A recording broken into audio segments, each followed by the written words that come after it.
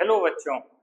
हमने अब तक क्लास सिक्स्थ की एनसीईआरटी पढ़ने में ये समझा था कि सामाजिक विज्ञान क्यों पढ़ना है।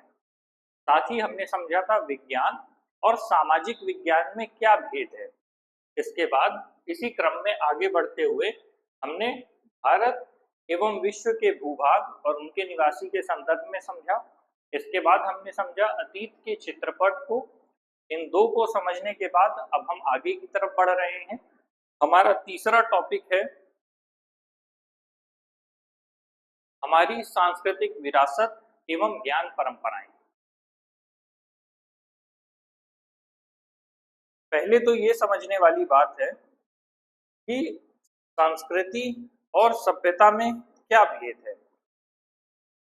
तो संस्कृति का मूल तौर पर अर्थ है जो भी आचार, विचार, व्यवहार या जो भी आपके धार्मिक उत्सव मनाने का तरीका हो या आपके आसपास जिस भी तरह का आपका मौलिकता का व्यवहार हो, वो धीरे धीरे संस्कृति का रूप ले लेती है। और सभ्यता में मुख्य तौर पर वो वस्तु आती हैं जो ठोस होती हैं। जैसे किसी भी सभ्यता में मुख्य तौर पर कहा जाए स्थूल स्तर पर जो बिल्डिंग है, जैसे इंडो सार्सेनिक, नव गौथिक, इस तरह की जो भी शैलियां हैं वो सब की सब इसी में आती हैं। जैसे हमारे देश में भारत में राष्ट्रपति भवन कैसे बना है, इलाहाबाद विश्वविद्यालय किस शैली में बना है, या कहा जाए जिस जगह पर बर्फ पड़ती है उस जगह आप देखेंगे ऊपर ढलवां छत होती है। तो जैसी जैसी संस्कृति होती है उस संस्कृति के अनुसार हमारी जो रहन सहन की आदतों के साथ साथ हमारा जो भौतिक परिप्रेक्ष्य है वो परिवर्तित होता है। तो जितना भी भौतिक परिप्रेक्ष्य का हिस्सा है वो सभ्यता में आ जाता है और जो आचार विचार व्यवहार वाला हिस्सा है वो हमारा संस्कृति में आ जाता है। तो मुख्य तौर पर ये अंतर है। जैसे अगर आप भारत में हिमाचल प्रदेश जैसी जगह जाएंगे या किसी पहाड़ी इलाके पे जाएंगे या वैसी जगह जाएंगे जहाँ बर्फ पड़ता हो, वहां पे घर बनाने का जो तरीका है वो भिन्न होगा। और अगर आप ऐसी जगह जाएंगे जहाँ का तापमान हमेशा अनुकूल रहता हो या हमेशा समानुकूल रहता हो, समानुकूल का मतलब है कि एक समान स्थिति में रहता हो, जैसे मुंबई, तो वहाँ की जो बिल्डिंग है, जो वहाँ की परिस्थितियां हैं, जो वहाँ के भौतिक आकार हैं, वो भिन्न पाए जाएंगे। ठीक उसी तरह ये कह रहा है हमारी सांस्कृतिक विरासत। तो इसका मतलब है भारत के संदर्भ में कुछ बिल्डिंग ऐसी हैं, जब आप यूनेस्को का पढ़ना शुरू करेंगे तो आपको पता चलेगा यूनेस्को ने कुछ बिल्डिंग्स को संरक्षित रखने की बात की है और यह वैश्विक स्तर पर है। इन सारी बिल्डिंग्स को संरक्षित रखने का एकमात्र एक ही मकसद है कि हम अपनी आने वाली पीढ़ी को ये दिखा सकें कि हमारा जो अतीत था वो किस तरह था और हम उस अतीत से शिक्षा लेते हुए भविष्य की ओर उन्मुख होंगे। चाहे वो आपका गाजा का पिरामिड हो, चाहे वो आपका इटली की मॉन्यूमेंट्स हो, चाहे वो आपका पेरिस का एफिल टावर हो, चाहे वो भारत का ताजमहल हो, चाहे आपके सेवन वंडर्स हो, वो सब कुछ इसी दायरे में आता है। जब हम धीरे धीरे इसको पढ़ना शुरू करेंगे तो परत दर परत हम आगे की ओर बढ़ेंगे और इसको थोड़ा डिटेल में समझेंगे। तो ठीक वही यहाँ पर कहा है हमारी सांस्कृतिक विरासत। मैंने जो चीजें बताई वो वैश्विक स्तर पर थी, लेकिन यहाँ पर हमें कक्षा 6 में एनसीईआरटी में केवल भारत के संदर्भ में पढ़ना है। साथ ही बोल रहा है ज्ञान परंपराएं। तो ज्ञान परंपराओं से क्या मतलब है, किस तरह की परंपरा की बात कर रहा है। तो कहने का मतलब है ज्ञान का जो क्षेत्र है वो काफी विस्तृत है, काफी विशद है। लेकिन अगर सिर्फ भारत की ही बात की जाए तो वेद है, उपनिषद है, आपके धर्म से संबंधित बहुत से पुस्तकें हैं, भगवत पुराण है, ऐसी अनेकों पुस्तकें हैं जो हमें जीवन जीने के तरीके को बताती है। साथ ही पंचतंत्र है, हितोपदेश है, या दादी नानी की कहानियां जैसी पुस्तकें हैं। ये सारी किताबें पीढ़ी दर पीढ़ी एक व्यक्ति से दूसरे व्यक्ति तक गई हैं।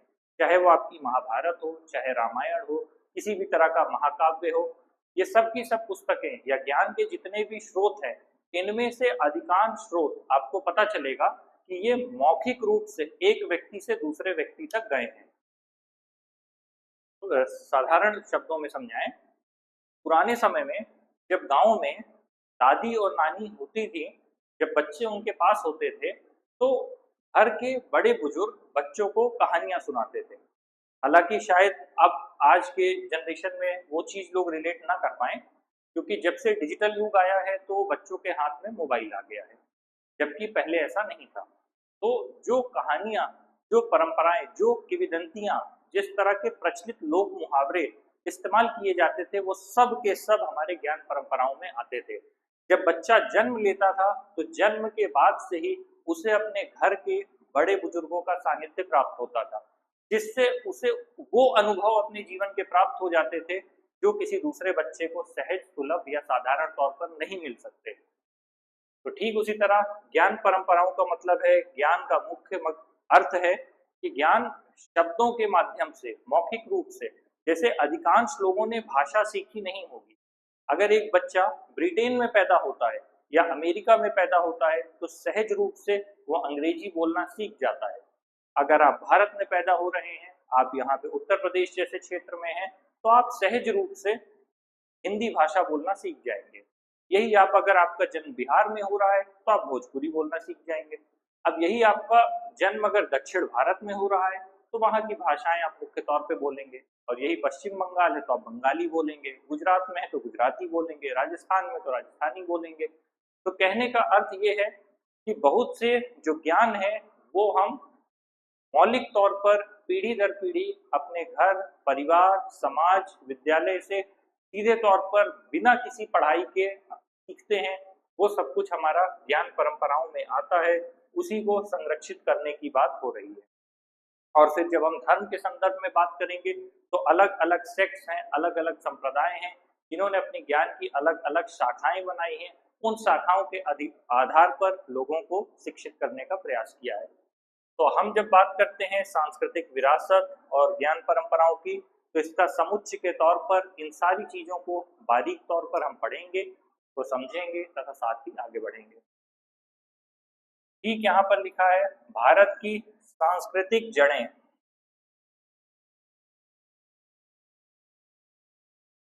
भारत की सांस्कृतिक जड़ों से क्या मतलब है? इसका वही मतलब है जो मैंने अभी तक डिटेल में बताया कि भारत कैसे कैसे परिवर्तित हुआ प्राचीन काल में, मध्यकाल में और आधुनिक काल में। साथ ही किस तरह का परिवर्तन हमको देखने को मिला और आक्रमणकारियों के आने का क्या प्रभाव पड़ा, अंग्रेजों के आने का क्या प्रभाव पड़ा, वर्तमान में हमारा भारतीय समाज कैसा है। हर चीज को जब हम बारीक तौर पे समझेंगे तो धीरे धीरे हमें चीजें समझ में आने लगेंगी। साथ ही वर्तमान में भारत की संस्कृति कैसी है, क्या भारत की संस्कृति के संरक्षण की आवश्यकता है, या पाश्चात्य सभ्यता को हमें ले लेना चाहिए, या पाश्चात्य सभ्यता और भारतीय सभ्यता दोनों को मिलाकर के हमें आगे बढ़ना चाहिए, भविष्योन्मुखी हमारा अप्रोच क्या होना चाहिए। इन सारी चीज़ों को डिटेल में हम यहाँ पढ़ेंगे, क्योंकि जब तक हम सांस्कृतिक जड़ को नहीं समझ सकते हम वर्तमान में नहीं आएंगे, वर्तमान में आए बिना हम भविष्य की ओर नहीं देख पाएंगे। लेकिन हमारा मूल मकसद, ध्यान रखिएगा, हमारा मूल मकसद जब हम सांस्कृतिक जड़ें पढ़ रहे हैं, जब हम अतीत को पढ़ रहे हैं, तो उस अतीत का अध्ययन अतीत की चीज़ों को रट लेना नहीं है। अतीत की चीज़ों को समझने के माध्यम से हमें भविष्य की ओर की अन्य योजनाओं को समझने का प्रयास करना है। अब यहाँ पर कहता है विविधता में एकता या एक में अनेक। इसका स्पष्ट अर्थ है, विविधता से मतलब है भारत में अलग अलग धर्म, जाति, संप्रदाय के लोग रहते हैं, इसीलिए सेक्युलरिज्म की बात की जाती है भारत में। वो गाना है हिंदू मुस्लिम सिख ईसाई आपस में सब भाई भाई, उसका वही मुख्य मकसद है।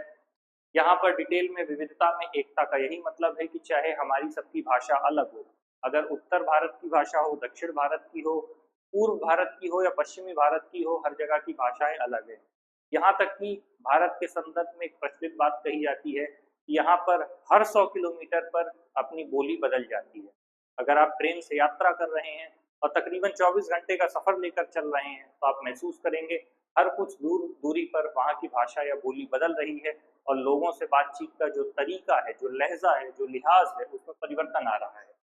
तो ठीक उसी तरह अगर धर्म की बात की जाए तो विभाजन के बाद से भी भारत में हिंदू बहुसंख्यक हैं, मुस्लिम अल्पसंख्यक हैं, साथ ही सिख है, जैन है, ईसाई है, हर अलग अलग धर्म के लोग हैं, लेकिन बिना किसी मतभेद के आपसी सामंजस्य के आधार पर लोकतांत्रिक मूल्यों का सम्मान करते हुए सब लोग आपस में एक साथ रह रहे हैं। तो विविधता में एकता का मुख्य तौर पर यही मकसद कहने का अर्थ है कि सब लोग अलग अलग होते हुए भी एक हैं, तभी हमारा भारत ये समूचा राष्ट्र एक दिशा में आगे बढ़ पा रहा है। अगर आपस में इन्हीं बातों को लेकर मतभेद बढ़ जाएगा तो विभाजन की रणनीति शुरू हो जाएगी और देश में संघर्ष की स्थिति पैदा होगी। इसीलिए विविधता में एकता की बात कहा गया है और ये उम्मीद की गई है कि लोग इस विविधता में एकता को बनाकर रखें। अगर समाज के ही संदर्भ में बात करें, जाति, धर्म, संप्रदाय से इतर हटकर भी अगर आप स्कूल में पढ़ रहे हैं तो आप देखेंगे एक बच्चा आपसे ज्यादा अमीर घर का है, दूसरा बच्चा आपसे ज्यादा गरीब घर का है। भारत में इस चीज को आप रिलेटिव स्तर पर देखेंगे, आर्थिक परिस्थितियां यहाँ पर हर व्यक्ति की समान नहीं है। तो अगर आपके आसपास कोई ऐसा बच्चा है तो उसको हीन भावना से ना देखें और कोई आपसे ऊपर है तो उसको देख के खुद हीन महसूस ना करें। ये आर्थिक परिपाटी की बात है। जब विविधता की बात होती है तो ये एक आर्थिक पहलू है। इसके साथ ही एक भौतिक पहलू भी है। आप ही के विद्यालय में आप कभी अपने आसपास किसी दिव्यांग बच्चे को देखें तो उसके प्रति ऐसी मनोदशा रखें कि ये उसमें उस बच्चे का कोई दोष नहीं है और उस बच्चे का मजाक ना उड़ाएं। पहले विकलांग शब्द था जिसका मतलब था विकल अंग। भारत सरकार ने इस शब्द को ही परिवर्तित किया और इसका मतलब किया दिव्यांग। इसका अर्थ है जिसके अंग दिव्य हों, दिव्य अंगों वाला व्यक्ति दिव्यांग। तो अगर आप ही की कक्षा में चाहे वो आर्थिक संदर्भ हो या भौतिक पहलू हो, भौतिक पहलू का निर्धारण इंसान के हाथ में नहीं है, आप जन्म से कैसे भी हो सकते हैं। इसलिए प्रयास करें विविधता में एकता की इस भावना को बनाकर रखें और अगर आपके आसपास कोई बच्चा है तो उसे हीन भावना महसूस ना कराएं और ना ही किसी दूसरे से तुलना करके खुद को हीन महसूस करें। तो विविधता में एकता का यही मतलब है कि इसके विभिन्न आयाम और पहलू हैं। इसको गौर से हम आगे पढ़ेंगे।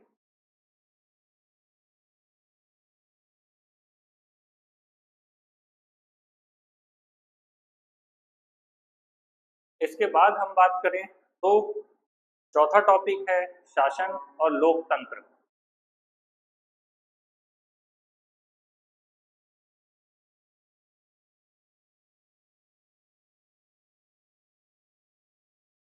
शासन का मतलब है मुख्य तौर पर कौन आपके ऊपर शासन कर रहा है।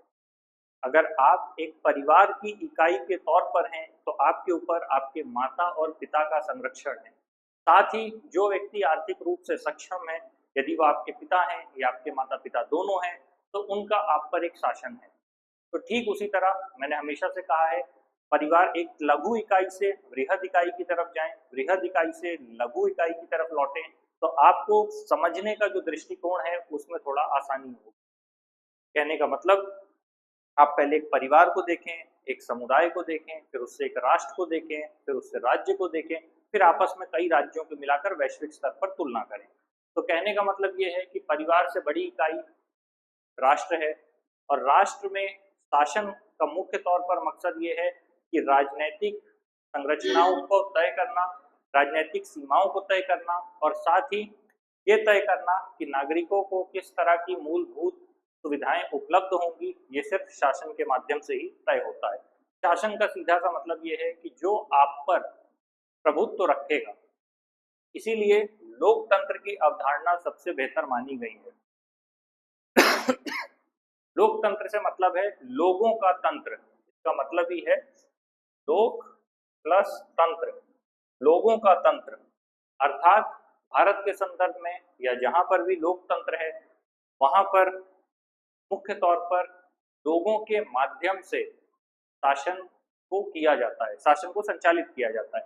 कहने का लोगों के माध्यम से कहने का मतलब ये है कि लोगों की सहभागिता से ये तय किया जाता है कि किन लोगों के हाथ में शक्तियां निहित होंगी जिनके माध्यम से वो हम पर शासन करेंगे या हमारे लिए विभिन्न प्रकार की सामाजिक और आर्थिक योजनाओं का निर्धारण करेंगे।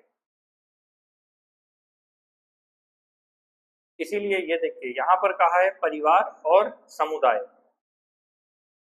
सहभागिता का मुख्य तौर पर अर्थ है कि हमारे पास इस बात की स्वतंत्रता होती है कि हम उस व्यक्ति को चुनें जो व्यक्ति हम पर शासन करने वाला है, इसी को कहा गया है जनता का शासन, और वही है हमारा लोकतंत्र।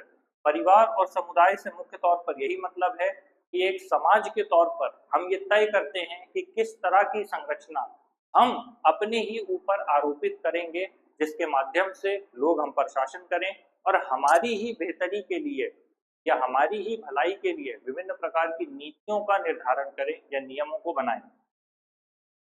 इसी क्रम में 3 भाग दिया है, जहां पर पहला है शासन, दूसरा है ग्रामीण क्षेत्र और नगरीय क्षेत्रों की स्थानीय सरकार। कहने का मतलब ये है कि जब शासन की संरचना तय की जाती है तो वो केंद्र स्तर से होते हुए राज्य स्तर पर आती है, राज्य स्तर से होते हुए वो नगरीय और ग्रामीण क्षेत्र में विभाजित हो जाती है। जब हम इसे और डीपली पढ़ेंगे तो हम पढ़ेंगे कहाँ पर नगर निगम होता है, कहाँ पर नगर पालिका होती है, कहाँ पर ग्राम प्रधान होता है, कहाँ ग्राम समिति है, कहाँ पर ग्राम सभा है, ग्रामीण क्षेत्र में किस प्रकार से वर्तमान में शासन की व्यवस्था की जा रही है, मुखिया की क्या भूमिका होती है, ग्राम प्रधान की क्या भूमिका होती है। साथ ही साथ हम ये देखेंगे कि पंचायतों के माध्यम से ग्रामीण स्तर पर कैसे निर्णय लिए जाते हैं,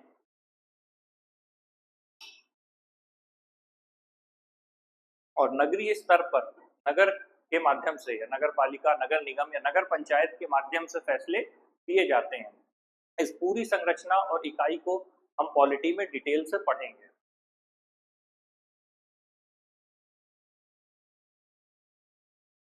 हमारा 5वां और आखिरी भाग है हमारे आसपास का आर्थिक जीवन। कहने का मतलब है जब भी अर्थव्यवस्था की बात आए तो इसका सीधा सा मतलब है अर्थ। अर्थ का मतलब होता है धन।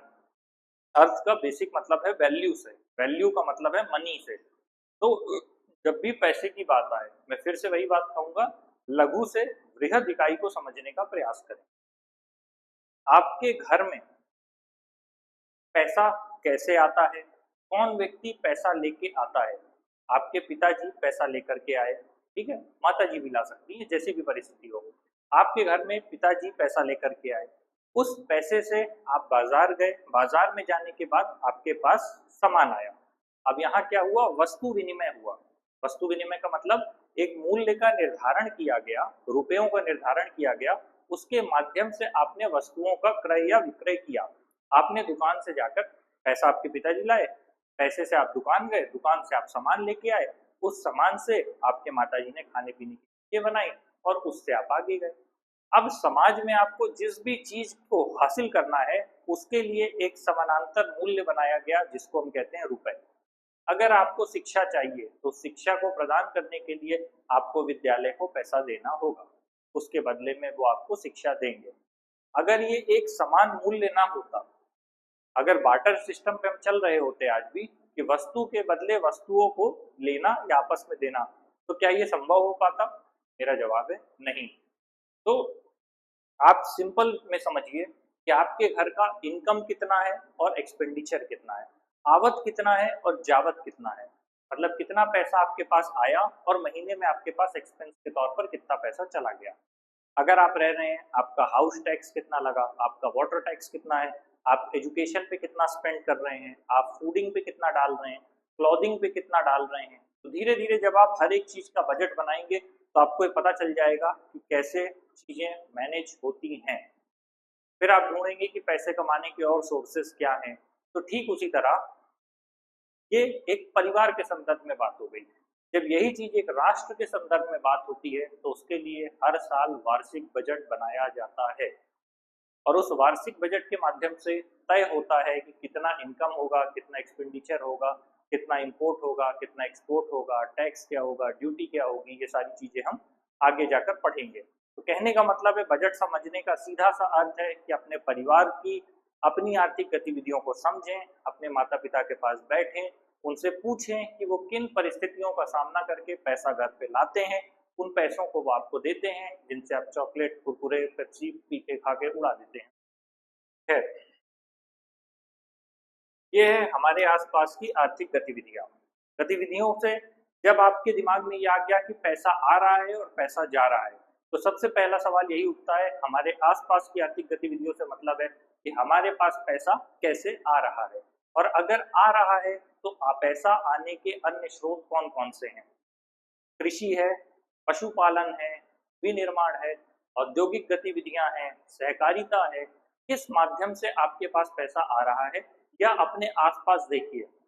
अगर आप शाम को दूध लेने जाते हैं, या आपके घर में माता या पिता कोई भी जाते हैं, तो जिस डेयरी से दूध आ रहा है उस डेयरी का संचालन कैसे हो रहा है, कौन व्यक्ति उसे चला रहा है, उसकी क्या परिस्थितियां हैं, उन सारी चीजों को देखें, आकलन करें, अपने घर परिवार में माता पिता से बैठ के बात करें, और यदि संभव हो तो अपने शिक्षकों से बात करें, और नहीं है तो आप कमेंट में डाल दें, हम आपको बता देंगे।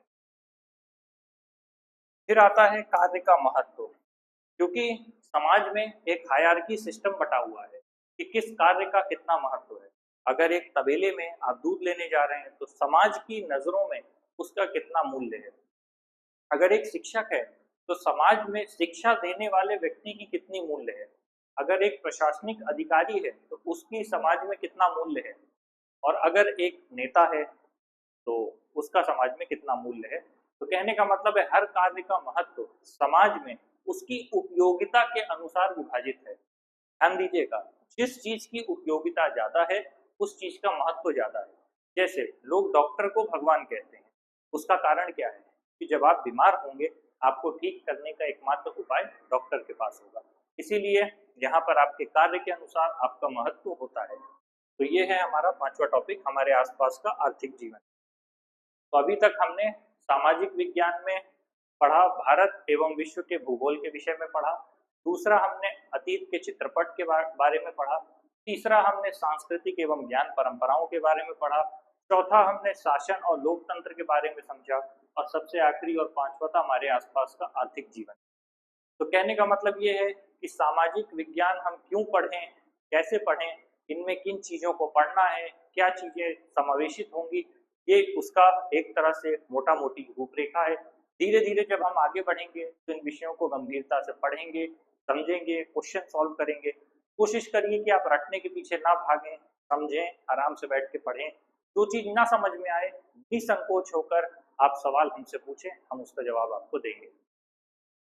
इसके आगे हम नेक्स्ट क्लास में कंटिन्यू करेंगे। तो आज के लिए इतना काफ़ी है। Thank you.